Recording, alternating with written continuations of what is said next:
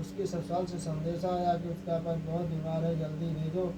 माँ ने जब लड़की को विदा किया तो कहा कि रास्ते में जो भी मिले उसके पाँव लगना और जो कोई सुहाग का आशीष दे तो उसके पल्ले में गांठ लगाकर उसे कुछ रुपए देना।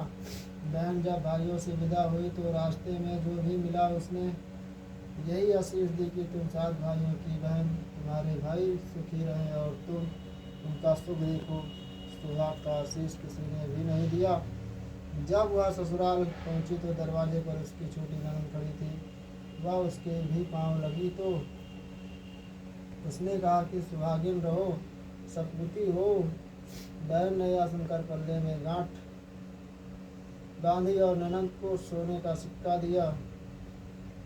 जब भीतर गई तो सास ने कहा कि पति धरती पर पड़ा है और तो वह उसके पास जाकर उसकी सेवा करने के लिए बैठ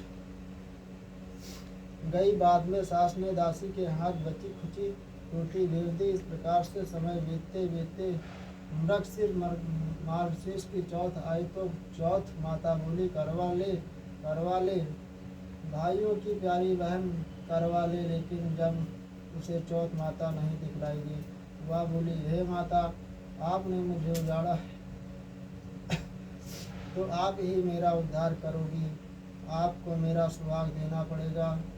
तब उस चौथ माता ने बताया कि पौष की चौथ आएगी, वह मेरे से बड़ी है, उसे ही सब कहना, वही तुम्हारा सुहाग वापस देगी। पौष की चौथ आकर चली गई, माघ की चली गई, फाल्गुन की चली गई, चैत बैसाख जेठ आषाढ़ और सावन भादों की सभी चौथ आई और यही कहकर चली गई कि आगे वाली को कहना।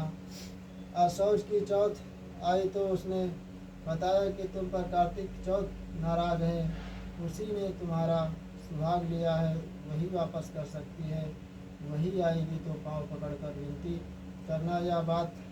यह बताकर वह भी चले गए। जब कार्तिक की चौथ आई तो वह गुस्से में बोली, भाइयों की प्यारी करवा ले, दिन में चांद उगनी करवा ले, व्रत खंडन करने वाली करवा ले, भूखी करवा ले।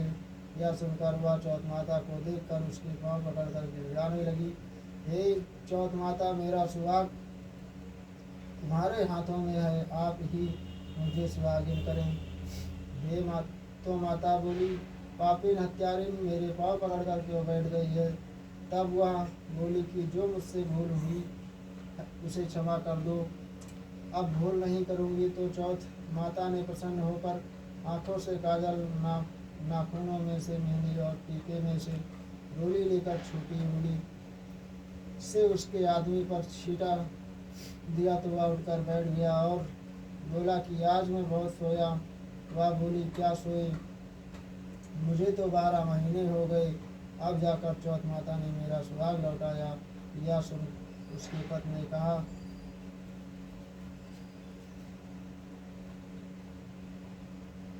कि जल्दी से माता का पूजन करो। जब चौथ की कहानी सुनी, करवा साहूकार की बेटी का सुहाग दिया वैसा सबको देना, यही करवा चौथ का उपवास की सनातन महिमा है।